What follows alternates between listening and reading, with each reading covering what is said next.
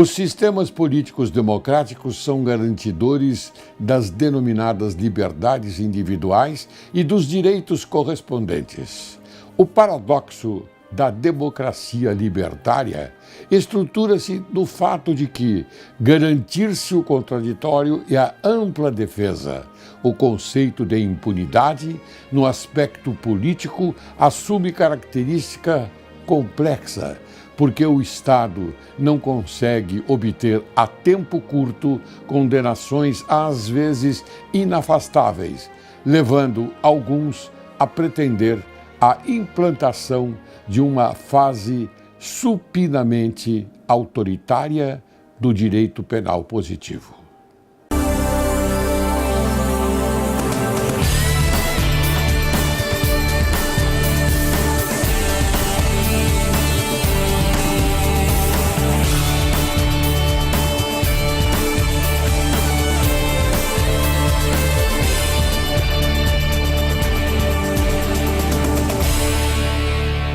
Direito e Justiça em Foco é o teu programa.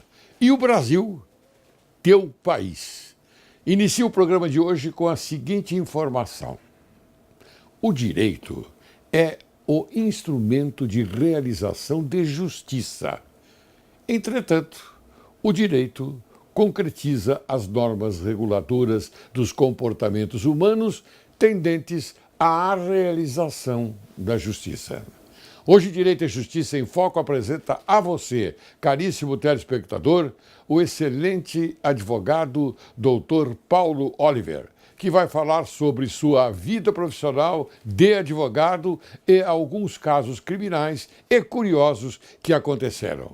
Ele é advogado autoralista, penalista e de imagem.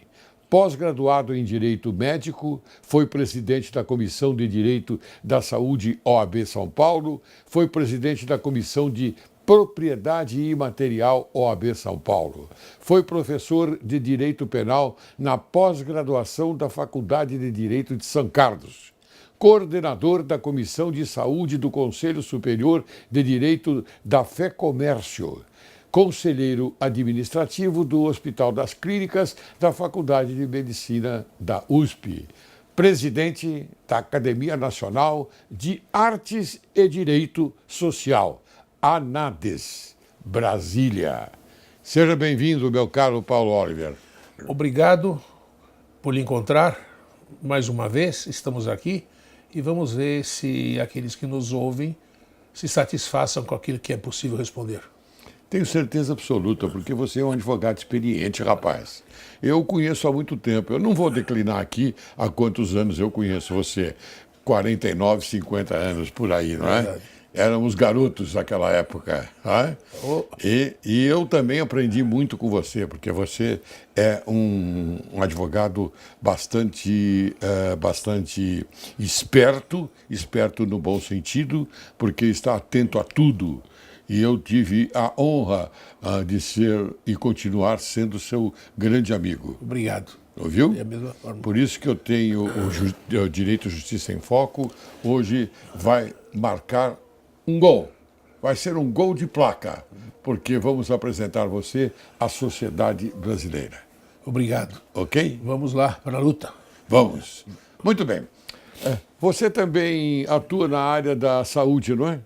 Sim, na saúde já estou mais ou menos há uns 30 anos. Muito bem. Os meus primeiros casos vieram através do saudoso professor José Medina, médico de mulheres, depois o saudoso Dr. Raul Couto Sucena, cirurgião de queimados, e ultimamente quem estava próximo comigo e formou-se em Direito depois, mas depois de uma longa carreira, Sim. É o ex-presidente do Conselho de Medicina de São Paulo, o saudoso professor Roberto Godoy.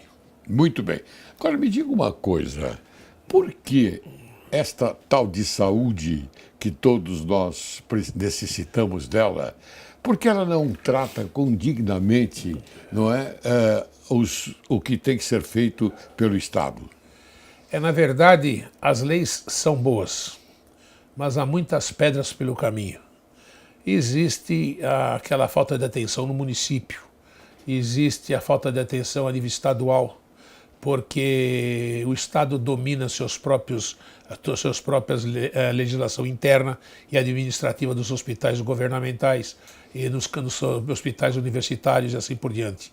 Depois foram começando a desmembrar no governo, em 2 últimos governos passados, 3, começaram a surgir SUS dividido, que era aquele, porque o SUS foi da Constituição Cidadã. Sim. A famosa Ulisses Guimarães falava que era cidadã, mas está meio esquecida a palavra cidadã. Na verdade, foram surgindo empecilhos, foi suprimido, né? Foi suprimido os cidadãos e esqueceram da igualdade. Então, falta dinheiro para tudo. Por quê? Porque, às vezes, aprovam um projeto numa assembleia, já estou pulando para chegar mais rápido no assunto, aprovam e não dão condição da própria entidade que vai receber a tecnologia moderna, na verdade, dispor daquilo que é o antigo. Eu vou dizer isso porque vou dar um exemplo. Santa Casa de Misericórdia de São Paulo. Sim. O presidente era o filho do ex-prefeito Setúbal e era o dono do hospital Moleque Travesso. E quando eu visitei com alguns membros da equipe de saúde, nós fomos conversar com ele na Santa Casa. Nós vimos os aparelhos de primeira necessidade e a tecnologia mais avançada comprada para pôr no prédio novo que ia ser inaugurado. Nossa. E ele mostrou-me. Falou, tá vendo isso daqui? Não pode. Quando eu cheguei já estava montado. Não posso abrir a caixa, não posso desmontar. Por quê? Porque quando eles fazem umas leis, eles esquecem que tem aqueles que têm necessidade e esse material nosso podia ser cedido para Recife, que estão pedindo, a África está pedindo o nosso material e o norte do Brasil também precisa. Se eu desmontar, mesmo que eu traga a minha equipe de uma outra sessão de trabalhos lá onde eu tinha ligação, desmonto esse aparelho, e dou provado para onde vai, está funcionando tudo, eu respondo por apropriação indébita. Por quê? Porque a lei não autoriza quem recebe desmontar aquele e dar para quem tem mais necessidade. Então ele falou, está envelhecendo aqui, já faz 2 anos que está tudo isso embrulhado, tudo nas caixas, eu não posso desmontar, porque se eu trouxer mão de obras mesmo doada, eu colocar a mão de obra nossa aqui para fazer alguma coisa, o que vai me acontecer? Quando eu sair daqui, vou ter que justificar onde é que eu enfiei esses aparelhos. Então atrapalha. Então nós somos sempre atrasados. Outro caso grande foi... Mas eu só queria interromper você, antes de você contar esse outro caso grande. A lei às vezes atrapalha, não é? Atrapalha, quando eles não põem... Às vezes ou quase sempre? Quase sempre, porque eles não definem, eles vão aprovar alguma coisa, para o público bater palma é excelente. Mas, na verdade, na hora de desmontar e querer usar aquilo, não pode usar. Mas é isso que nós temos que mostrar para a sociedade. Infelizmente. É o legislativo, porque o legislativo ele não é tão assim bom como se eles não pensam. imagina. A assessoria tem que ser muito boa, porque não pensam. Na verdade, eles vão com uma bandeira política, concordo, eles defendem o povo que votou, mas, na verdade, eles não têm, às vezes, conhecimento de como gerar e como funciona. Aí, quando você tem um projeto aprovado na mão, e você não pode aplicar, porque você recebe o bem e você não pode desfazer para outra pessoa que tem necessidade. É como nesse caso que você contou agora. Nesse caso, inclusive Vinhedo. A Santa Casa de Vinhedo não teve intervenção. Eu fui o advogado que, com meus colegas de membros da comissão de saúde, que participamos, nós fomos visitar aquilo. Eles ficaram quase 2 anos sem a casa de saúde funcionando. E o que aconteceu? Foi destituído o prefeito. Eu sei que eu entrei numa demanda de conversar com uma ex-secretária, que eu falei como uma enfermeira cuidando da saúde, como secretária do município. Ela está muito mais para uma miss da cidade do que ser a gestora de verdade para isso, porque criou-se um problema. E a cidade de Vinhedo ficou 2 anos, no mínimo, mais, sem ter um nascimento, porque tinha que nascer em Valinhos. Tinha que sair daqui de Vinhedo para nascer em Valinhos, porque não tinha Santa Casa, era o único hospital. Então, como é que vai socorrer? E quando não dava tempo, por exemplo? Não dava tempo, teve pessoas... Tinha que ser feito o parto na viatura. Na viatura, na estrada, como aconteceu muitas vezes. Então, eles não tinham nem registro de nascimento na cidade. Que teve 1 ou 2 anos com essa fase terrível. Então, foi uma luta danada. Hoje voltou, está reaberta, tudo. Mas é muito difícil o homem público olhar, na verdade, por dedo na ferida, conhecer que esse dinheiro é para isso e para aquilo. Por isso que as Santas Casas também vivem do quê? De rifa. rifa um carro, rifa alguma coisa que eles doam para ter benefício para fazer os fundos. Porque o Fundo Social de Solidariedade é muito mais das senhoras da cidade do que do próprio governo. É muito mais eficiente que do próprio governo. Não é? Infelizmente é isso que está acontecendo.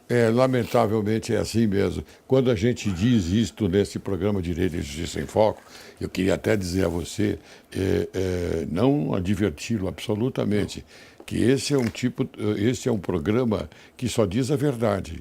Ótimo. Nós só falamos a verdade. E tudo que você falar hoje vai para o ar. Ótimo. Vai para o ar, porque nós não podemos omitir nada, porque o povo necessita saber destas verdades. Estas verdades são importantes para as pessoas conhecerem melhor aqueles a quem um dia eles possam sufragar um voto. Não é? Foi, porque o Legislativo de São Paulo conhecia do nosso trabalho. Inclusive o deputado Itamar Franco, que foi prefeito 3 vezes e quinta legislatura agora eleito, ele, várias nos entrevistas, recebeu material nosso, recebeu, inclusive, proposta para ser apresentado na Assembleia, mas não sei qual é o resultado que deu até hoje, porque nós estamos isso na expectativa. É uma incógnita. É uma incógnita. Esse relatório foi entregue hoje ao governador de Goiás, que ele era senador, o Caiado.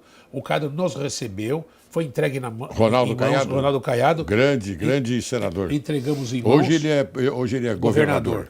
Então ele recebeu, então nós tivemos um trabalho muito longo.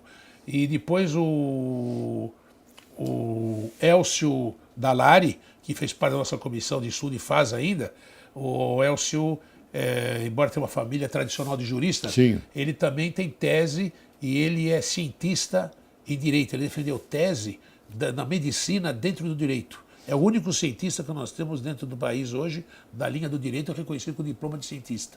E nós demos o caminho a ele. E foi feito um levantamento muito grande no Tribunal de Contas da União, no fim da gestão do governo Dilma, naquela gestão dela. E nós sabemos quantos bilhões... Naquela famigerada gestão.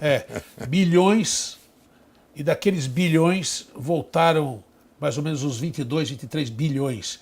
Então, daqueles 50 e tantos, ninguém sabe onde está aplicado, porque nós não achamos na pauta do Tribunal de Contas da União, que ele foi fazer a pesquisa, que nós abrimos o caminho e nós fomos trabalhar juntos, e nós não temos a prova. Isso foi entregue, inclusive, ao professor Ives Gandra para tomar conhecimento. Notável jurista. Foi dado, entregue. Meus cumprimentos, caro amigo Ives Gandra Martins. Então, isso daí foi entregue a ele, foi entregue na Câmara dos Deputados, foram entregue ao Conselho Federal de Medicina, que volta e meia estou por lá.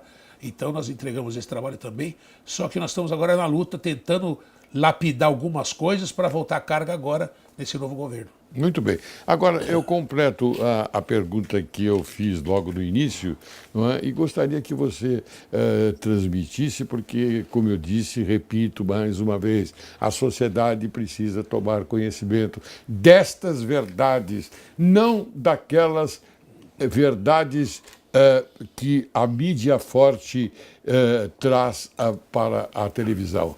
Não, aquelas não são as verdades necessárias para que você tome conhecimento, mas essas que o Dr. Paulo Oliver está hoje colocando aqui no programa Direito e Justiça em Foco são as verdades necessárias. Me diga uma coisa, falando em verdade, é verdade que a maioria dos hospitais passam por necessidades tipo falta de material para atender os pacientes? Passa, é verdade. Um é o Hospital do Servidor Público. Eu não vou citar os nomes porque ela faz parte da nossa comissão, mas a doutora tem passado no setor de radiologia, nossa, muita coisa. Temos coisas ótimas para atendimento ao público, mas me perdoe, eu vou falar uma palavra, burocracia, não é burocracia. É burro. A burocracia atrapalha e tem dado cada contenda entre a administração. Eles dizem que é protocolo. É o protocolo, mas na verdade não se cumpre. O problema é meio grave, entendeu? Então, eu tive com essa também nesse hospital, fomos recebidos lá, então nós fomos mexendo em alguns lugares, examinando, então confirma aquilo que foi falado em nossa reunião. Então tudo aquilo que testemunhável existe, carta e documento protocolar existe, então nós sabemos que existe muita coisa que está pendente. E vamos ver se agora, nesse novo trabalho que estamos fazendo, a nossa equipe alinhave tudo direitinho novamente, e lá vai mais um caderno monstruoso com tudo que é necessário e as nossas opiniões do que é necessário. Embora o presidente já me parece que recebeu, já foi entregue há um mês atrás, o futuro de 2019, que é, na verdade é a saúde, e que volta a Fundo de Saúde, que já apresentou, e nós estamos participando junto para melhorar, não tirar nada do que está ali. Está excelente. Vamos ver agora quem é que vai mastigar, ingerir e pôr isso, na verdade, para se cumprir. Tomara que o nosso presidente, que eu acredito e tenho convicção da seriedade que ele ostenta, e eu digo isto sempre nesse programa, tenho fé no excelente presidente Jair Bolsonaro. Portanto, oxalá a gente consiga fazer com que esse país vá para frente, não é? Muito bem. Me diga agora uma coisa, meu querido amigo Paulo Oliver. Há corrupção nessa área da saúde? Indiretamente, diretamente não, mas indiretamente a gente percebe, porque existe desde dos laboratórios, porque tem aqueles que oferecem... Há interesses, né? Há outros interesses. E às vezes não é nem do dono ou do presidente, às vezes porque forma uma rede aqui embaixo. Do segundo ou terceiro escalão. Do segundo ou terceiro escalão. Então eles conhecem o que tem necessidade, eles sabem a quem eles devem oferecer, a quem eles dão a mais, como que faz, como que é feito. E tem aqueles pacientes que estão muito próximo a alguém ligado à saúde, que tem enfermidades grandes, pesadas, mas eles recebem, não gastam tudo, não, ganham tudo. Por quê? Porque tem alguém que transfere para ele aquilo que é para distribuir, às vezes, ao povo, vai diretamente encaminhado. Eu posso dizer porque eu cansei de ver isso, então também não vou falar nada, mas na verdade existe muita diferença e muita coisa. Tudo bem. Agora, pergunto a você, que é um excelente advogado, que é um homem culto e que é um homem ligado, não é, a estas coisas que acontecem no dia a dia da nossa política. Como fazer para cumprir a Constituição neste patamar e nos outros patamares também? O problema é que o nosso povo, a expectativa é muito grande. O nosso povo é dividido, subdividido, a subdivisão tem novas divisões, e aquele que escuta que vai ter benefício, ele quer tudo para a hora. Ele não sabe que fora destruído durante 10, 12, 15 anos, 20, fora destruindo tudo, e quer que em 3 meses se resolva tudo. Não é possível. Porque aquele que está criando a lei, aquele que está opinando, está conhecendo lugares, às vezes ele nem sabe o que tem atrás disso. Amanhã você vai pôr o pé num pântano, você pensa que está vindo tudo bonito, mas quando você cria alguma coisa, logo tem outro que vem desmanchar. Por quê? Porque o desejo de receber é tanto e começam a falar mal, começam a destruir. Então nós teríamos que ter uma cultura de visuar aquilo que nós pensamos. Falamos e vamos esperar o reflexo da nossa palavra. É diferente, aqui a gente ataca para depois xingar, se arrepender, aí é tarde. Então devia, quando a gente reclama de alguma coisa, de um projeto de lei, de uma lei, antes de abrir a boca, porque a imprensa está aí para divulgar tudo que vem. Então, principalmente a imprensa marrom. Qualquer clamor eles põem no jornal, qualquer coisa você fala. Sim. Eu já vi tanta coisa que às vezes era de meu cliente, uma vez eu liguei para uma pessoa e falei, olha, você se prepara que você vai responder porque você está fazendo. Porque eu estou nesse assunto e conheço esse assunto todinho. E não é o que você está falando. Mas falaram, mas o órgão é um, e você é outro, e você perguntou, gerou quem gerou. Se você tem intelectualidade, cabe você saber responder, e você saber perguntar, e você não soube fazer. Aí depois houve alguma coisa, deixa disso, voltaram atrás, mas custou, porque viu que o negócio ia pegar, tomar vulto. Falam que não sabe, acha por entender, eu pensava, eu pensava, eu quero com o presidente, eu quero, eu não acho, eu sou contra movimento, eu sou contra aquele outro movimento, você apoia o movimento antes, depois você fica contra o movimento. Veja a fundamentação do movimento, por que você tomou posição, e se você se arrependeu do teu posicionamento, você fica quieto e volta, porque tem muitos que está indo por causa sua, e por causa sua você agora derruba todo mundo, porque você foi a coluna mestra e você quer se arrancar, e eu não vou fazer movimento, tá bom, e aqueles 3 milhões, 2 milhões, 5 milhões que votam em você, como é que fica?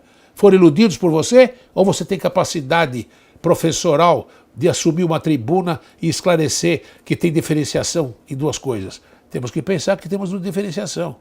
Então, uma coisa, ele é débil mental, outra coisa, ele é louco. O louco não pensa. O débil mental tem aqueles espasmos. Mas você que tem muita experiência, pode contar para a gente se há, na verdade, uma modificação, não é? Eu sei que não é imutável, há uma mutabilidade sobre a questão daquele que é eleito. Depois de eleito, ele sofre uma transformação, né? Porque ele pensa uma coisa e depois é outra, né? Ele pensa... Quem tem experiência de executivo, que você começa executivo, vamos dizer, primário. Vamos fazer o primário. O menino começa a ser líder na escola, ele vai ser do chefe do presidente do Grêmio, depois vai ser secretário do centro acadêmico, vai ficar parando na Uni. Aquele que foi só eleito ali, que era o vereador, aquele que ficou só aqui embaixo, e depois se acha, cria-se um problema, porque ele pensa que ele vai ter o poder todinho.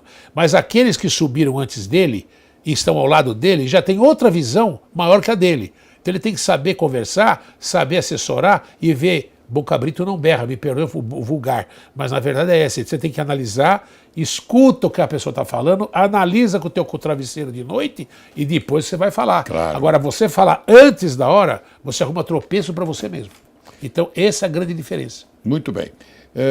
Eu tenho uma pergunta a fazer que você vai responder depois do intervalo, que eu vou chamar agora um pequeno intervalo. Então, mas eu vou fazer a pergunta agora. Você foi conselheiro administrativo do Hospital das Clínicas da Faculdade de Medicina da USP. Membro do conselho. Hã? Fui membro do conselho. Membro do conselho, muito bem. As condições de falta de material para a saúde também eram insatisfatórias? Conte alguma coisa sobre isso depois do intervalo. Você aguarde que logo, logo retornaremos.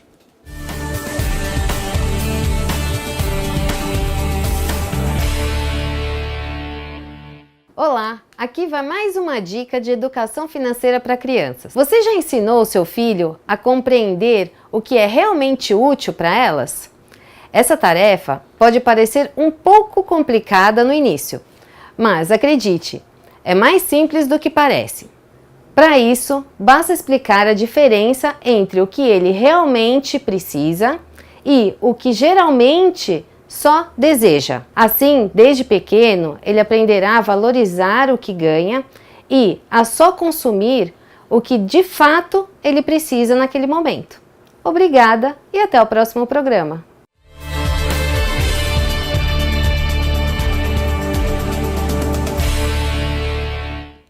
Retornamos.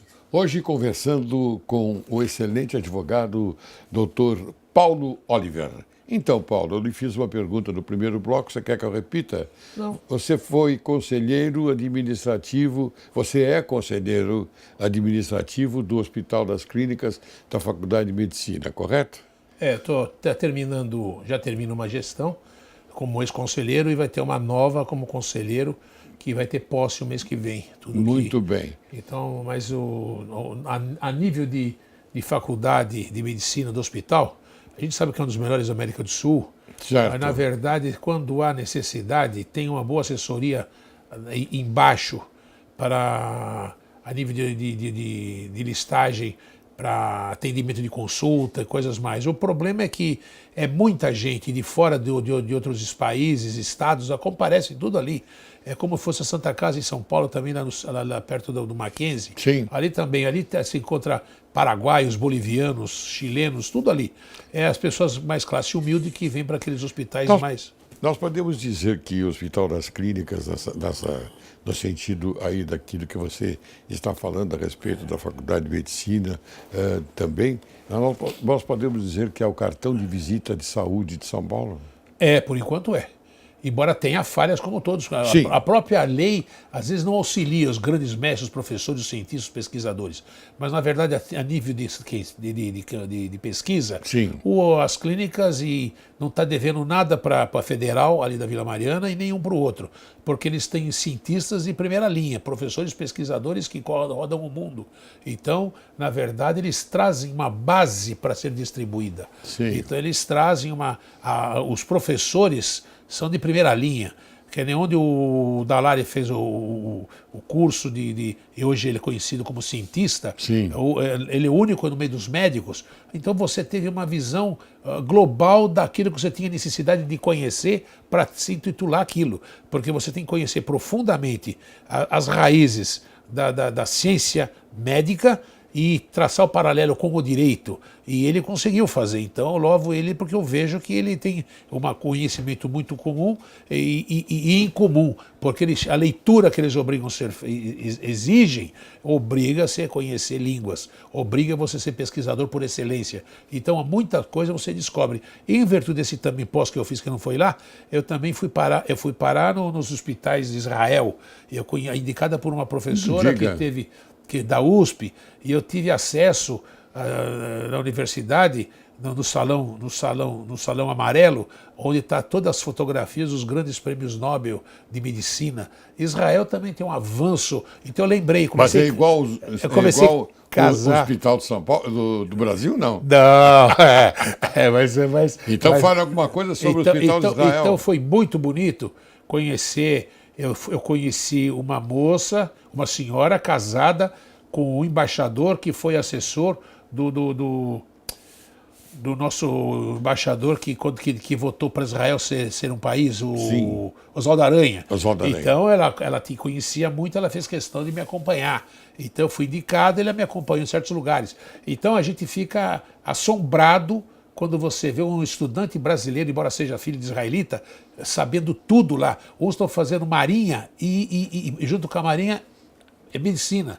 Coisa de louco. Eu fiquei assim, vendo aquela minha de 17 anos, fazendo segunda de medicina e na marinha. Quer dizer, é uma coisa, as pesquisas, que ela conversa com a gente, você se sente assim, bom, será que eu tenho conhecimento para chegar nisso aqui? Que a gente quer conversar com ela, a tradutora junto, e eu perguntando se o homem era do macaco, se não era, aquelas coisas todas que nós sabemos aí da literatura. Sim. Ora, ela tem uma profundidade, porque eu enxergava de um jeito, mas ela começou a contar das pesquisas, eu falei, monstruosidade. Então, alguma coisa eu vi aqui com os professores, eu vi com os professores nossos também tem algumas coisas ricas, quer dizer, eles são pesquisadores, aqueles são que abraçam a carreira de pesquisa, são sensacionais, os médicos, os pesquisadores, célula-tronco agora.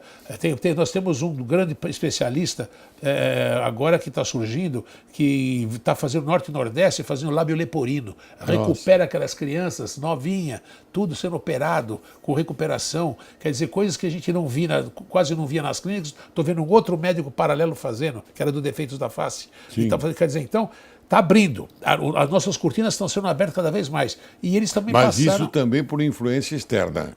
É um pouco externo. Como você está falando a respeito dos hospitais de Israel. Em Israel. Esse Vacari, que é de São Paulo, ele tá levando tecnologia para o México. Eu tenho o contrato na minha mão, em bilíngue, como vai, as máquinas que vão, o que trata lá, tudo coisas que a USP tem também. Então, eles passaram por lá, gente. Eu não vou perguntar para eles, mas está na cara aqui, porque você viu, conheceu, e está vendo o outro pôr em prática, e tem o outro fazendo. Então você se assombra. Eu vi agora a fotografia de 15 dias, não sei se um dia ele quiser vê-lo, uma pessoa com câncer todo arrebentado, câncer no rosto, totalmente marcado o rosto do sujeito.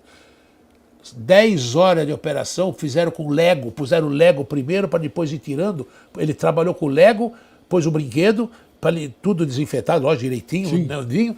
Recuperou, estou vendo a fotografia do sujeito, eu vi o sujeito faz 15 dias. Maravilha. Está totalmente aqueles sinais. Um homem com câncer no rosto deformado, era um monstro. Eu vejo a fotografia, agora estou vendo ele sarar. Agora está recuperado o câncer no rosto dele todinho. Esse doutor Vacari que está trabalhando nisso. Que maravilha. Então, umas coisas diferentes que a gente descobre dentro desses hospitais. Esses grandes hospitais científicos, na verdade.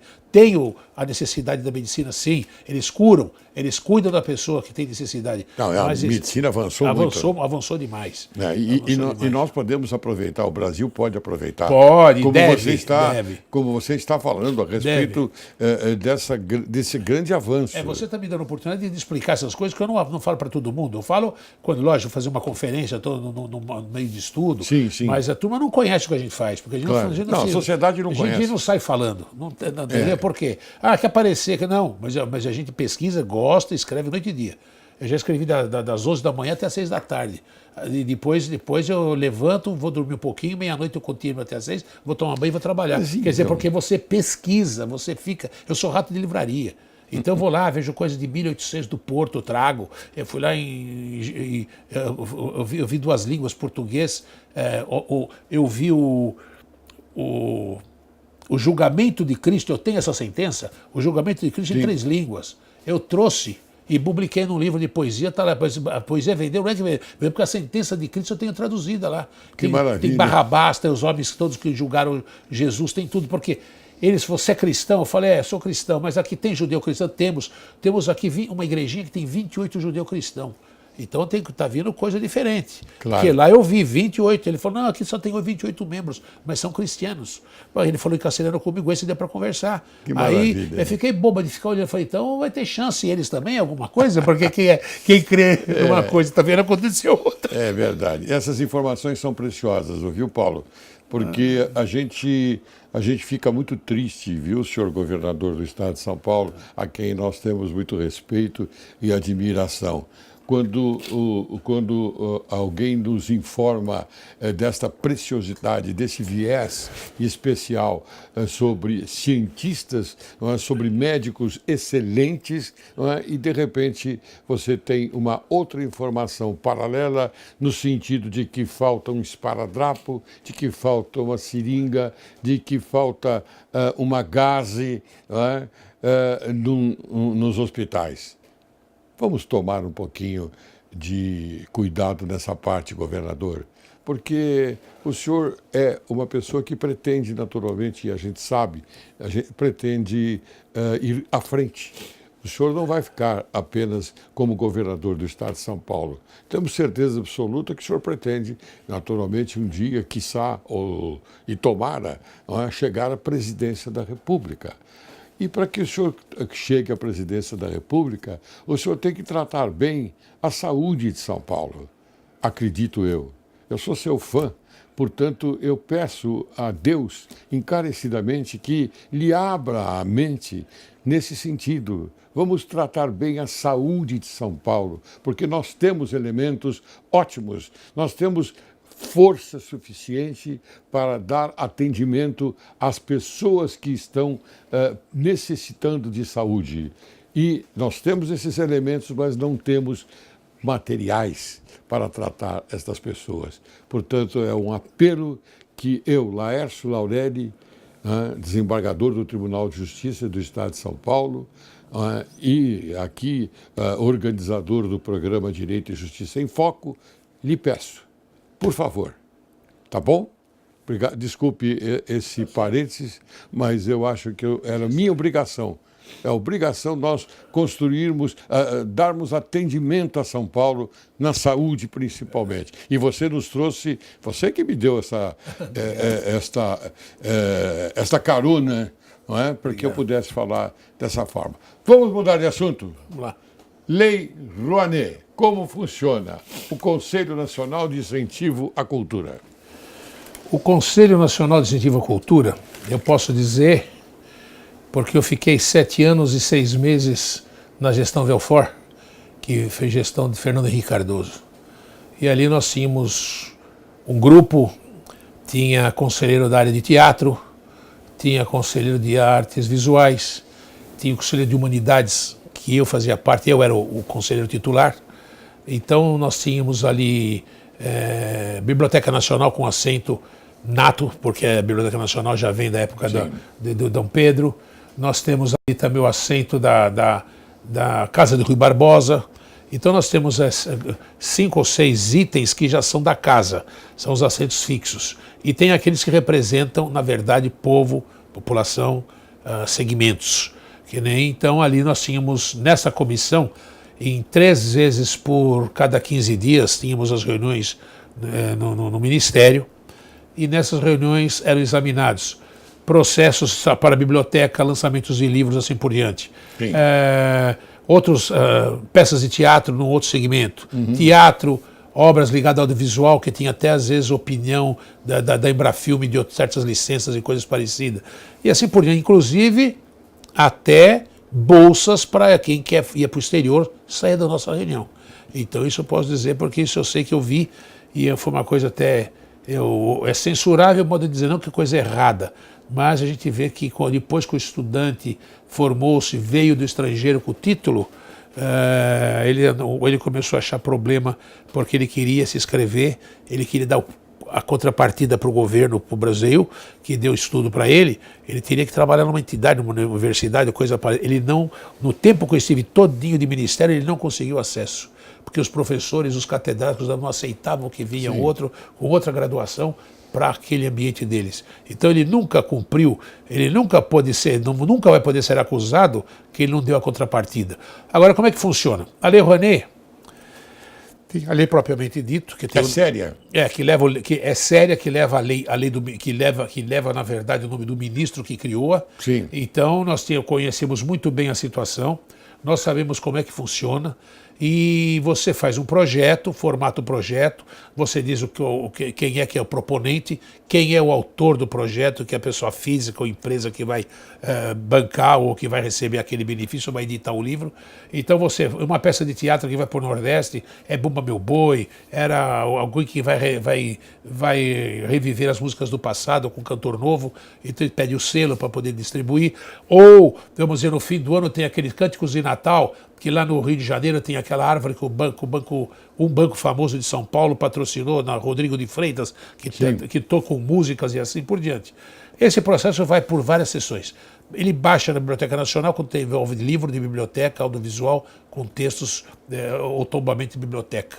Então nós temos o teatro que quer receber a contrapartida, eles vão ter que estar tantos lugares para pessoas pobres, tantos lugares para pessoas beneméritas que já dão outras coisas para eles também, então eles distribuem ingresso, 2, 3 para cada pessoa. Tem aqueles executivos que bancam grandes espetáculos, como teve aqui vários do Teatro Paramão Antigo. Tudo isso daí tem as comissões, eu passando. Então, quando vem para votar na mesa, já vem com o parecer do conselheiro titular. Que nem eu dava parecer em biblioteca, eu dava parecer em tecnologia moderna, as bibliotecas e software e assim por diante. O tombamento da nossa Biblioteca Nacional também passou por mim nessa época. Tudo isso daí passava. Nós tínhamos no livro, e nós tínhamos o doutor Álvaro Moisés, o professor Álvaro Moisés, que hoje está na cultura. Está na bancada da cultura, volta e meia, ele é sociólogo, sabe muito, cuidava da parte de cinema. Então nós tínhamos outros também, que então era secretário, 2, 3 tipos de secretários. Quando a Biblioteca Nacional ia opinar sobre biblioteca, sobre livro, coisa parecida, vinha para mim, às vezes vinha direto. Às vezes falavam-se que tinha o filme seguido do livro, como aquelas que a Editora Abril lançava, um disquete, mais um livro, a história para criança, e tinha a musiquinha ali. É outro tipo, é quase misto. Então você tem vários tipos de projetos, vários tipos que são proponentes. E esses grandes artistas, grandes nomes, não é? Que eu não vou aplicar um termo que eu gostaria de aplicar, mas eles se aproveitam da Lei Rouanet para poder, naturalmente, usufruir de um benefício saudável monetário. Eu vou chegar aí então, mas surge no meio do caminho o seguinte: quando você vai fazer biblioteca, você tem 10% que você vai ter no seu imposto de renda. Esses 10%, você pode aplicar esses 100% porque é biblioteca, é leitura, é Sim. escola. Quando é música, vai diminuir, vai para 80%. Não sei agora. Muitos músicos foram beneficiados. Foram beneficiados. Com a Lei. Aí, então vem Carnaval da Bahia. Carnaval da Bahia, várias vezes eu opinei. Expresso 220, quem que era? É a mulher do Gil. O Expresso 220 é da Flora, todo mundo sabe que é a Flora. Então, tem a hora que você vai cortar gordura. É aí que o negócio enrosca. Na minha época a gente cortava bastante, eu não vou dizer que não, porque cortava. Então nós cortávamos. Então eu via lá uma relação de cantores da Bahia, todos em cima desse trio elétrico. Todos eles tinham um cachê definido. Então todo mundo, o carro tem também a definição. Então tem a definição dos músicos também que estão lá. Então tem aquela história, quando tem música tem que pagar o ECAD por causa das músicas também. Então a obrigação deles é colher a assinatura do compositor e do autor e do intérprete que liberam aquilo. Sim. Porque está sendo doado por causa do Rio Rouanet ou coisa parecida. Mas às vezes não acontece isso. Lá no Rio de Janeiro aconteceu quase a mesma coisa. Isso eu vou contar por causa própria, tá? Eu não vou... Porque por favor. Eu vi os nomes. Então, eu ia inaugurar essa bendita árvore de Natal. E tinha a professora Deli, diretora da Escola de Música do Rio de Janeiro, que era conselheira, tem aceito nato, me chamou e falou, doutor Paulo, eu quero que você dê parecer e dê uma olhada nisso aqui. Porque eu sou da Escola de Música, eu conheço bem música, conheço tudo, mas eu estou vendo uma série de declarações aqui que eu quero que o senhor examine. Aí tudo bem, pediu vista, tirou da pauta aquele dia, levei para o hotel comigo, fui examinar, comecei a me assustar, olhei assim, olhei. Eu falei, me perdoe aqueles que eu não vou citar nomes aqui, mas eu como advogado da área de direito autor, eu comecei a olhar e falei, meu cliente, esse trio aqui é meu cliente. Eu comecei a olhar e falei, vou dar uma... Eu não fui sacana, não sou maldoso. Mas eu falei, vou ver se isso aqui tem verdade, certo? Eu pego o telefone, tchunga, telefono, fulano, você cedeu os seus direitos da música tal lugar, você cedeu, teu irmão vai tocar, o tal trio vai aparecer. Mas como assim? Eu não estou sabendo de nada. Eu falei, mano, tem um projeto de lei, tem um projeto da Lei Rouanet, que está o nome de vocês, tem vários artistas conhecidos. Porque eu falei, eu advogo para a SICAM, advoguei para SBAT, advoguei para Anacim e Socimpro. Eu estou vendo um monte de nomes grandes de sociedades de autores e eu quero saber como é que é isso aqui. Porque a doutora dele me telefonou e falou para mim, pega esse processo, quero que você examine. E eu estou vendo você. Eu não estou aí. Eu? Falei, sim, teu nome está aqui. A música está aqui, você autorizou, está escrito que vocês autorizaram. Quando aconteceu isso, o que eu fiz? Eu simplesmente falei que eles conheciam tudo aquilo, que eles trouxessem liberação do ECAD, assinado pela administração do ECAD, que o autor liberou aquilo para aquele fim. Bom, acabou, bagunçou, né? Acabou. Bagunçou. E aí eu também, não foi por maldade, eu perguntei, bom, já... Aí não houve, então. Não houve. Aí quando eu vi que era Rodrigo de Freitas, sabe o que eu fiz? E eu fiz esse Instituto Histórico do Rio de Janeiro, e o nosso que seria a Condefar, dá uma olhada, eu fiz para saber se isso não atrapalha a lagoa, porque já que é um bem que é tombado, como é que vai ficar um negócio flutuando lá? Quer dizer, eu já fui dificultando. Eu dei um parecer, tiveram que buscar um ofício da prefeitura. A prefeitura já desconhecia, está vendo tudo ela lá, mas não está desconhecendo que eu estou fazendo uma pergunta dessa. Bom, não veio. Esse ano foi sorte, todos vão lembrar disso.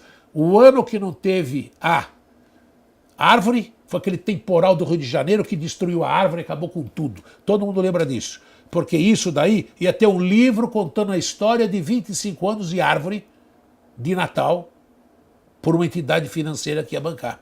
Quer dizer, olha que sorte, eles não jogaram o dinheiro para fora e não houve a árvore, porque foi tanta imprensa, só buscar na imprensa. Quer dizer, essas coisas ocorrem por quê? Porque quando você põe a pessoa lá, você põe é cargo político. Sim, você leva uma pessoa que não é da área, ele vai ser político, ele está lá. Agora, ele não vê quem é os conselheiros, não vê quem é que vai, quem indicou quem, para respeitar o parecer do conselheiro. Aí vem aquelas bilhetinhas, atenda esse daqui, atende aquele negócio, por favor. E nós, no tempo de, me desculpe, no tempo do ministro Belfort, nós nunca recebemos uma cartinha, nós nunca pedimos, mas dá atenção nisso aqui. É isso que eu quero dizer. Então, quando eu vejo pegar fogo, o povo não sabe o que estão falando. Eu concordo que existe, sim, existiu. Como teve Guilherme Fontes problema, que era da minha época de gestão, entendeu? Norma Bengel, que fez um filme milionário e chegou 1 milhão de pessoas no Brasil, que tem 200 milhões de habitantes, 1 milhão só que assistiu, que deu prejuízo. Fizeram uma obra e não foi para frente. Então são coisas que a gente vê acontecer, eu vi acontecer. Você impediu, então, que fraudes algumas acontecessem? Coisas, sim. Tinha escritórios que preparavam projetos. Então, a Lei Rouanet já dá 10% para você que é proponente. Nós podemos aumentar. O parecerista já dá os 10% sobre o total aprovado. Sim. Aí, se você tem um terceiro lá por fora, ele vai cobrar mais 20, mais 30, mais coisa. Como teve artistas aí que cobravam naquela época, quando eles estavam vivos, 40 mil. 40%. Então foge a ética... Agora, não vai terminar a obra, porque na hora de prestar contas, quem é que vai prestar conta dos 40% que subiu? Sim. Você tem direito a só 10%, e eu dei os 30%. Tá certo. Entendeu? Então, Paulo, eu posso então... Me perdoa eu se eu estou Não, me cedendo, não, mas eu estou tudo falando bem. uma realidade que eu vivi. Quer dizer, temos que ouvir pessoa que militou, temos que ouvir pessoa que Como conhece. estamos ouvindo você. Entendeu? Então a gente sabe como tem que funcionar. Como estamos entendeu? ouvindo você. Obrigado. Mas Paulo, eu queria que você então me autorizasse a dizer aqui em público, no programa Direito e Justiça em Foco, que a Lei Rouanet é séria. Séria, seríssima. A assessoria atrás é que tem que ser quem serão os conselheiros, aquele banco, quando a gente senta naquela reunião com o ministro, ali tem os secretários do ministério e tem os conselheiros. Quem opina é os conselheiros. Então Muito a gente bem. que rabisca, a gente que anula, a gente que corta, a gente que, né? E assim, fora outras coisas, a gente descobre depois. Muito bem. Agora, outro caso que você participou, não é, que você está bem lembrado, não sei se o telespectador vai se lembrar, da Dana de Tefé e do advogado Leopoldo Heitor. Você pode contar a história, porque foi um caso bastante tumultuado, não é? A história bem eu não posso contar, porque eu convivi. Você conheceu o Leopoldo Heitor até? Conheci. O Leopoldo Heitor, se eu aprendi penal demais e interrogar testemunha num plenário, eu aprendi com ele. E algumas vezes, em grandes brigas de família violentíssimas, eu perguntava, trocava ideia com ele e falei, olha, que a mulher está fazendo isso, faz isso, ela é uma executiva tal. Ele falou para mim, Paulo, a melhor coisa que você tem, isso é aula, viu? Para vocês entenderem. A melhor coisa, arrole o chefe dela que vai falar bem dela.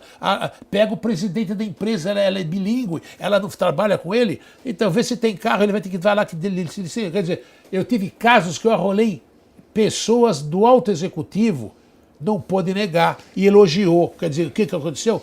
Eu falei, não preciso mais nada, estou satisfeito. Ganhava, cacei pensão. Muitas vezes eu fiz isso. Mas por quê? Porque eu tive aula profissional. Eu olhava e aprendi. Então, isto eu aprendi. Então, Você aprendeu muito com o Leopoldo Heitor. Eu assinei um processo dele, depois do caso Dana, com o ministro que sustentou no Supremo Tribunal, chama-se Aguiar Dias. Tinha aposentado, foi advogado e conhecia ele do Rio de Janeiro. Eu assinei aqui embaixo. Ele foi absolvido. E ele foi absolvido. E depois... Mas o corpo dela não apareceu até hoje. Nunca apareceu. E hoje ele tem filho juiz. Tem filho que é juiz de direito do Rio de Janeiro. Muito bem. Quer dizer, a autoria não foi provada, mas a materialidade ainda está por aparecer. Está por vir. Não é? Muito bem. Defendeu-se em causa própria. Defendeu-se em causa própria. E ele foi feliz, né? Foi porque feliz. Ele... Na cidade de Rio Claro, no Rio de Janeiro. E nós fizemos essa ação, interpelamos alguns jornais de São Paulo, que falavam que era um crime bem feito, quanto vale? Eu tive que processar os jornalistas, porque eu conhecia. Então, se você se interessa por esse fato, eu acho que você deve entrar no Google e procurar saber melhor, porque foi um acontecimento da época muito polêmico, e o doutor Paulo Oliver trabalhou nesse caso, por isso que eu fiz questão de colocar. Bem, Paulo, lamentavelmente eu estou encerrando o programa. Eu lamento porque a conversa está muito boa, faço questão que você retorne aqui para nós continuarmos a informar bem o telespectador, a sociedade brasileira. Se Deus nos der vida e saúde, retornaremos com muito prazer. Certamente nos dará. Eu queria oferecer a você um livro que eu traduzi do italiano para o português, O Crime Complexo, do grande escritor italiano Silvio Ranieri. E a Quartier Latin publicou. Está aqui, já está autografado. Obrigado. Tá bom? Agora eu quero suas considerações finais. Vai enriquecer a minha biblioteca. Oxalá. Agradeço a todos aqueles que me ouviram. Se quiserem me censurar, aceito a censura, porque eu vivi o que eu falei. Então não vejo como desmentir. E às vezes algumas coisas eu tenho até documento nos pareceres que eu dei. Então isso eu sei que é testemunho veraz, que um dia, se eu puder distribuir ou vai para alguém, eu passo para frente, para ficar alguma biblioteca para a história do Brasil. Senão eu fico com minhas filhas. Você tem algum site, alguma coisa que a gente possa colocar no rodapé da imagem? Site, eu não sei, de cor assim, eu não sei, mas tem... Não, mas eu tenho, no seu cartão deve ter Tem, o site. ali tem. Então eu posso colocar o Pode, site? pode, tem Então eu problema. vou colocar o site Ali no tem. rodapé da imagem para que a gente possa, se Tá. alguém se interessar, que entre em contato com você. Então tá bom. bom, porque Tem você- e-mail, tem para tudo ali. Você é uma pessoa muito importante, viu? Não, eu tô, Você é o que Deus me importante. fez, eu tô na Você minha. é importante. Obrigado. É por isso que eu fiz questão de trazê-lo aqui no programa Direito e Justiça em Foco. Muito obrigado, viu, Paulo? Nada. Encerro o programa de hoje com a seguinte reflexão. O direito é sempre jurídico, mas nem sempre é justo. Quero agradecer mais uma vez a presença do Dr. Paulo Oliver, que apresentou para nosso conhecimento um assunto de enorme relevância, sua vida profissional de advogado e alguns casos criminais e curiosos que aconteceram.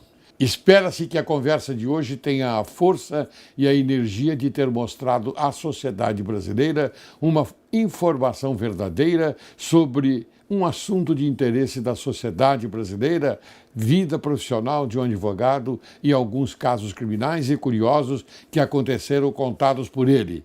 Como digo sempre, o programa DJF, ou seja, Direito e Justiça em Foco, tem por objetivo alimentar e conservar sempre vivo no coração humano o lume sagrado da honra, da independência, da magnanimidade, do patriotismo e da consciência pública, preservando os sentimentos de direito e de justiça. Muito obrigado, Paulo. Obrigado. Até mais, se Deus quiser.